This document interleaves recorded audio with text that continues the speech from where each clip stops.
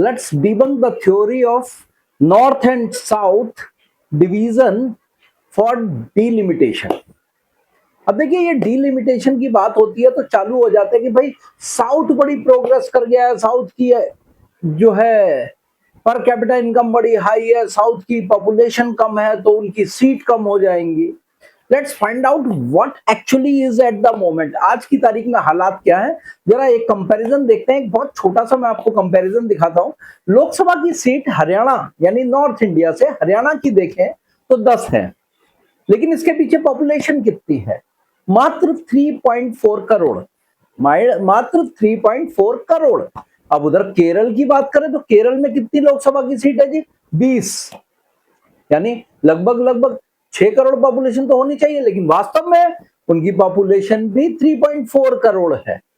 मतलब आप समझिए, आपको जो थ्योरी समझाई जाती है ना कि साउथ की पॉपुलेशन कम है, नॉर्थ की ज्यादा है तो आपकी सीट्स ज्यादा हो जाएंगी, तो समझिए 3.4 करोड़ पॉपुलेशन पे केरल की सीट हरियाणा से दुगनी है।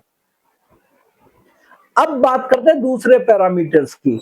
जीडीपी हरियाणा का 15 लाख करोड़ है, केरल बड़ा डेवलप्ड है ना जी, 13 लाख करोड़ है, यानी 2 लाख करोड़ एनुअली डाउन है।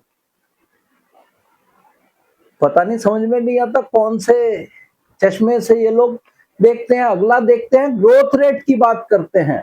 Let's find out the growth rate. Haryana की ग्रोथ रेट 11% है, वेयरएज केरला की ग्रोथ रेट पता है क्या है? 6%, 50% के लगभग है।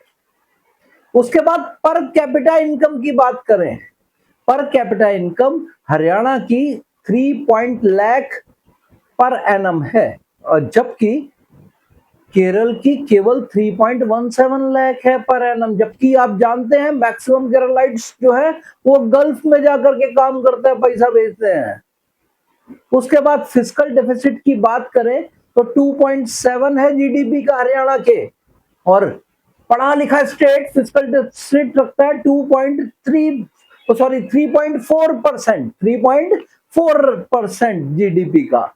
अब डेप्थ कर्जा जीडीपी का 26.18% है हरियाणा का, बहुत ज्यादा है जी। हरियाणा भी कोई स्टेट है? इतना ज्यादा कर्जा है, जीडीपी पे कर्जा होना तो बड़ा बुरा होता है जी इकोनॉमिक्स के हिसाब से। लेकिन केरल तो पढ़े लिखे लोग हैं, वहां कर्जा कितना है जी? 35% जीडीपी का। अब बताइए जरा, हरियाणा का ज्यादा है या केरल का? उसके बाद बात करें तो एक्सपोर्ट्स की, भाई प्रोडक्शन तो कुछ ना कुछ होता ही होगा ना। 18 बिलियन, कितना? 18 बिलियन डॉलर्स का एक्सपोर्ट करता है हरियाणा, और टोटल एक्सपोर्ट केरल का 10 बिलियन है केवल।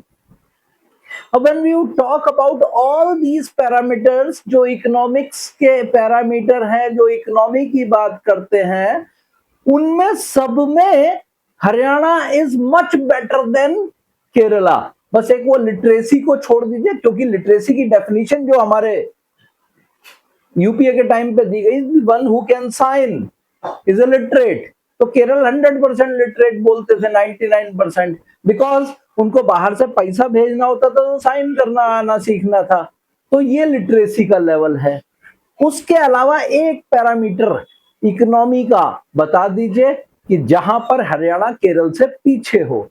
अब सवाल ये आता है, बार बार नॉर्थ इंडियन को नीचे दिखाना, साउथ इंडियन को ऊपर दिखाना, कम से कम लॉजिकल तो कर लो, इन पैरामीटर्स को तो देख लो।